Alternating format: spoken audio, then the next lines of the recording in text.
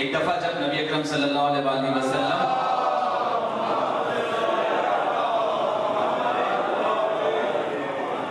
اس دین کو پریکٹیکلی سمجھا رہے تھے، پہنچا رہے تھے، اس وقت مشہور کیا گیا کہ یہ جادوگر ہیں، یہ انسان جادوگر ہے اور ان کے اپنے ذاتی کمالات نہیں ہیں، یہ جادو سے کچھ کر رہے ہیں۔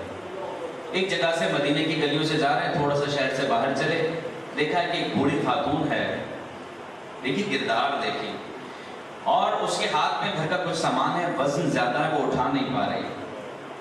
جیسے ہی آپ صلی اللہ علیہ وسلم نے دیکھا کہ بوڑھی خاتون ہے جسے مدد کی ضرورت ہے، فوراً ان سے کہا کہ کیا میں آپ کی مدد کر سکتا ہوں؟ کہا بیٹا جو بھی ہو، میں ابھی کسی ایسے کو ڈھونڈ رہی تھی جو میری مدد کرے۔ یہ خاتون کی نگاہیں صرف یہاں پہ دیکھ رہی تھی، ورنہ وہ تو وہاں والوں کی بھی مدد کرتے ہیں۔ توجہ فرمائے۔ اچھا، جیسے ہی سامان اٹھایا، ساتھ ساتھ چلتے رہے اور پھر اس خاتون کے بڑھیا کے گھر پہ سامان پہنچایا، اس نے بڑی دعائیں دی اور کہا کہ بیٹا دیکھو، یہاں سے جا تو رہے ہو، لیکن ایک ہدایت کر رہی ہوں، ایک نصیحت کر رہی ہوں، اس پہ عمل کرنا، ہمیشہ کامیاب رہو گے۔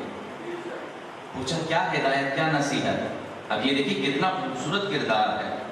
کہا کہ دیکھو بیٹا، مدینے میں ایک شخص ہے جس کا نام محمد ہے، بہت بڑا جادوگر ہے، وہ جو دل میں آئے کرو، لیکن اس جادوگر سے بچ کے رہنا، اس کا سحر ایسا ہے، اس کا جادو ایسا ہے، جو اس سے ملتا ہے اس کے جادو میں آ جاتا ہے۔